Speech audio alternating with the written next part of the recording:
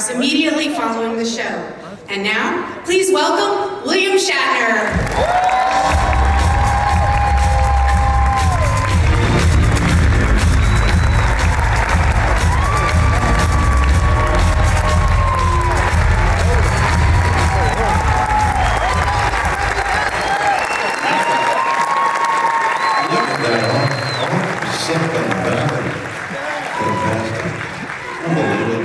Please sit down. Oh, you're already seated. Well, welcome to the Comic-Con. It's the first Comic-Con, I understand.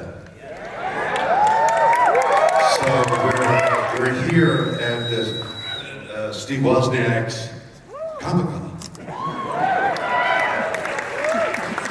We need more enthusiasm for us.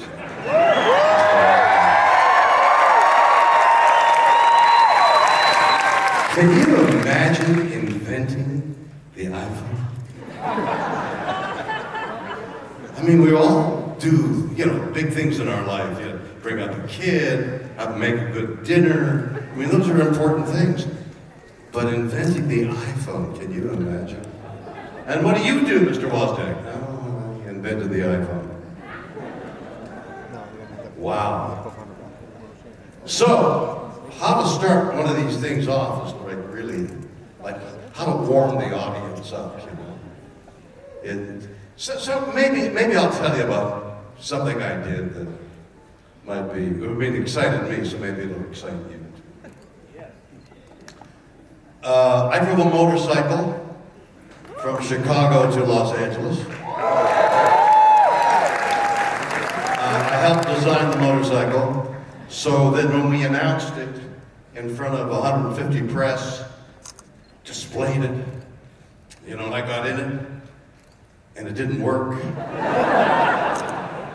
I was partially to blame. So we trucked it from Chicago to Los Angeles.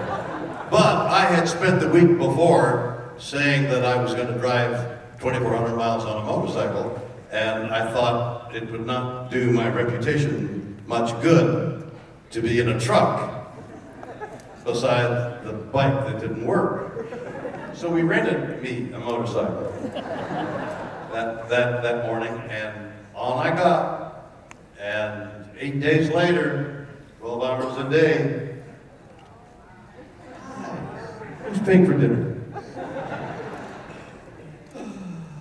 I arrived in Los Angeles, and it was quite a feat. And what I guess the thing I learned the most on that trip, when you ride a bike and you're on these main thoroughfares, your life is jeopardized. Well, I mean, cars and trucks are coming at you, going past you. Your life is jeopardized. On a previous occasion, a couple of years earlier, I was riding a bike that I owned, and I was going quite slowly. But it was very picturesque. I was looking around, and I didn't observe the condition of the road well enough. And the bike came out from under me, and I slid on my back across this country winding road. Which would have been all right if I had been dressed properly, but it was Southern California. So I was wearing sandals and a t-shirt and shorts and a helmet. Well, if you're driving 60 miles an hour and you're wearing a seatbelt in a car and you have an accident, the seatbelt just cuts you in half. And the same with a helmet. Your whole body is stuffed into the helmet. I mean, you're going to die. And it was so hot, so I had my helmet off. I know, it's not the right thing to do. Don't tell your children I did this. And I slid across, and then I picked myself up, and I picked the bike up, and I was bleeding profusely, surface wounds all down my back and arms. But I'm on a country road that joins up with the 118 thoroughfare there. So I got back on the bike, and now I had to get home. And I'm driving along the freeway, and I'm bleeding. Blood is dripping off my hands, and cars drive up, like go to pass me, and then they drop back, and then they recognize me. So I knew about how accidents are very possible on a motorcycle. I'm driving this motorcycle day after day with the possibility of dying at every moment. And what happens, I guess like in battle or something, you become so aware of how precious life is. I began to be so sensitized to the smells and the feeling of the bike and the wind and the scenery, and I began to appreciate every moment that I was alive, because I felt that I was going to die at any instant. So and then we made it to Los Angeles, and I filmed it, and I raised a lot of money for veterans, and it was a really successful trip. But this message of total appreciation of every instant, like right now, as you're listening, you feel you're listening to me. This moment is so, we'll remember this moment, you and me. This is a precious moment.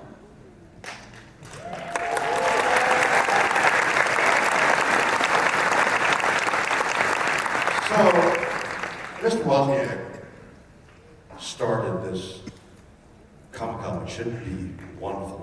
As the years go by, he's got all kinds of wonderful people coming. It should be very successful. It's the first evening, you know. So I would like to take the pleasure to embarrass him. And I'm going to tell you a secret. Somewhere, we're way out of town, he and I are going to have dinner. And I'm going to have I've been looking forward to it for a long time. I want the pleasure of talking to you and discovering what you think and how. But I want you to, there's a microphone somewhere. I want you to ask me the first question.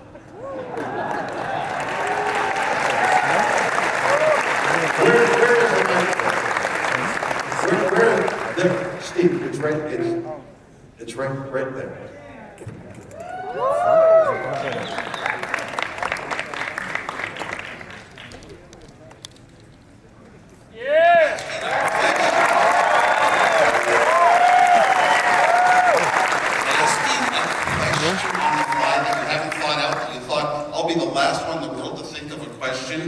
I don't know. Can you recite some poetry for us? I've always admired creativity, and I have wanted to ask you questions and meet you and do things with you for a lot longer time than you have known I existed. No, Steve, no. You gotta ask me a question. Now, we're at dinner. Now, what are you gonna order? I got your order. We some of the waitress ladies, and now you take a breath and you say, "Bill." Instead of asking you a question, I'll tell a little story. I had your unlisted phone number back when I was a little kid. You had no idea it existed. You don't know that I didn't know that you existed. I had a feeling. Let me tell you what I'm going to do next week, and this is apropos of the feeling, because I want to hear the feeling. There is a philosophy of, there is a methodology of helping people through horses, rhino therapy. Oh, I know all about that. Okay, so I've got a charity that does a lot of that. As a result, I've met people who have worked in the field.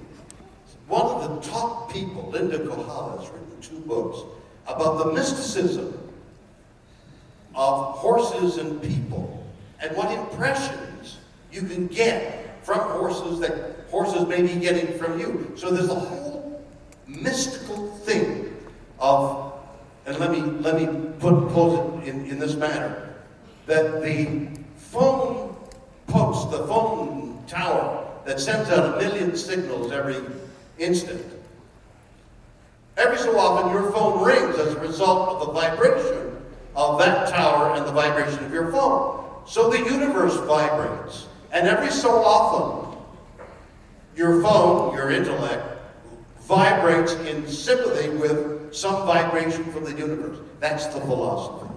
What do you think of it? I love it. I think it's very creative, but I have actually been close to and done charitable events for horse people where they rescue each other, that sort of thing. It was at a place where they even had a horse that they named Boss that they had rescued. But the idea with the horses is that as electrical... But this whole idea of there's astral planes and there's vibrations and it all Yeah. affects everything, I don't quite go that far. I'm a little 2 feet on the ground engineerish. Right, I got it. But your feet... Hang on,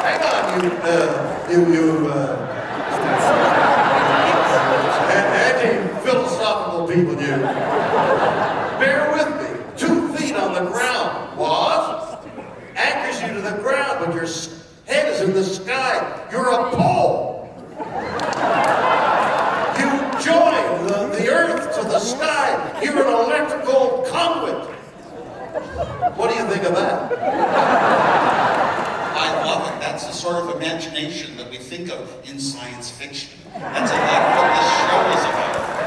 But let me tell you the difference between science fiction and engineering. I'm standing in an airport. What are you looking at? They love you. Okay, but I want to know the difference. I know what they're saying. When you look behind you, do you think somebody was creeping up on you? Not with me here. I just want to see who was staring at me. No, they are. In wonderment and bewilderment and adoration.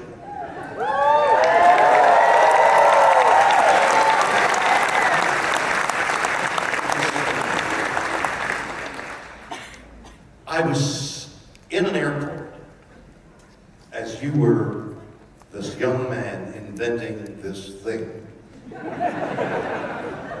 And I had a Motorola. And I flipped it open to make a phone call. And 15 people crowded around me and started laughing. I had no idea. Because on Star Trek, we had this communicator.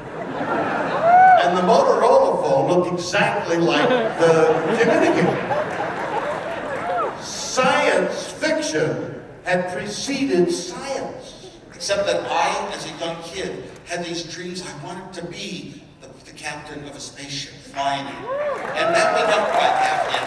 So sometimes we get them. We can see through walls like Superman. We can put on jetpacks and fly like Superman, or water packs and... Yes, that's what I'm saying. Anything is possible. And that's why your engineering, 2 feet on the ground, is too small for a mind like yours.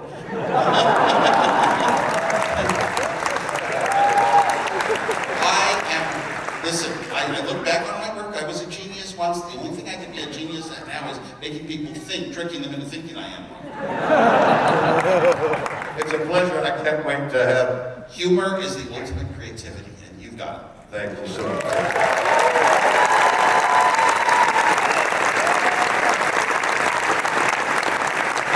Boy, is this fun or is this not fun? All right, what's your question?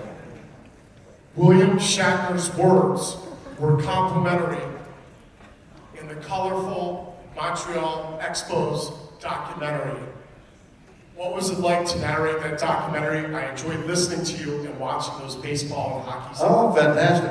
So he's talking about a documentary made on the Montreal baseball team called the Expos that for a brief time had a great moment of glory. Canada has a football league, and most American players, most of the football players are American. But we also play hockey. And most of the hockey players in American teams are Canadians. In fact, I did the closing ceremony to the Olympics some years ago, and Crosby, what's his first name? Sidney Crosby scored the winning goal. while I was in the auditorium, he scored the winning goal over the United States team. Now, I know this is the United States, but come with me. And glory in Canada's win over the United States. Nothing. Have I alienated my audience so quickly? So, yes, I narrated this documentary on the Montreal Expos, and they had a brief moment in the sun when they might have been a winning team. There were heroes for Montreal, my hometown, and then it all faded away. It's gone. The Canadian team is gone. It's kind of like a dream where Montreal, for a brief moment, had a great baseball team. But I was born in Montreal. I come from a hockey background. I didn't know these people, but Maurice Richard, who was called the Rocket, and his younger brother, who was called the Pocket Rocket. And years ago, Montreal was the stand-up. The Canadien hockey team was the powerhouse team. I can't think of a team in football because they were a dynasty for so long. I guess the Patriots, but have I lost you again? And the Niners. No, well, the Niners from Montana. Oh yeah, I got you back. Wait, over here. I'll be right back. What's your question? Through all your life, what has been your favorite time doing something? During my life, what has been my favorite times doing something? Out of all of your accomplishments, what has been your favorite thing to do? What an interesting question. Well, you gotta take the obvious things. How old are you? How old are you? 13. 13? Okay, so you're like on the verge. I have a 13-year-old grandchild, so I know. You're on the verge of great discoveries. So we'll leave those great discoveries alone.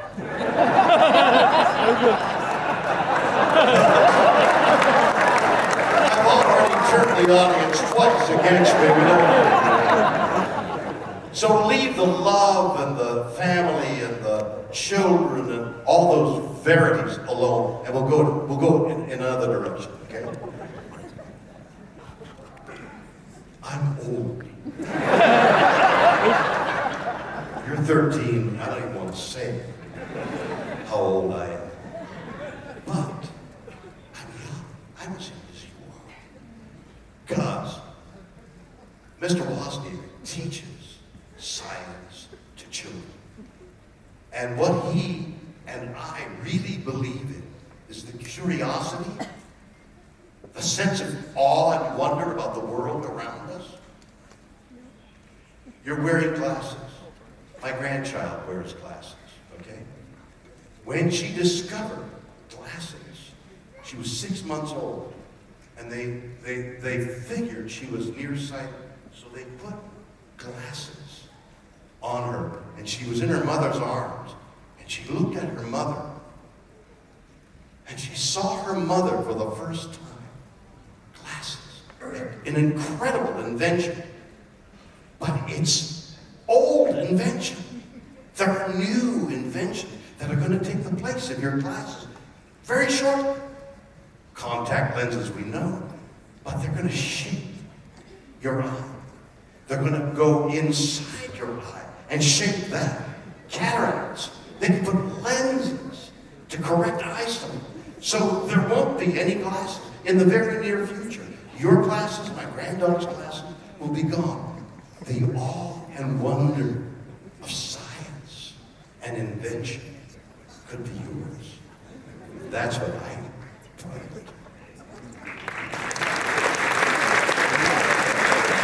Not a very satisfactory answer, but something.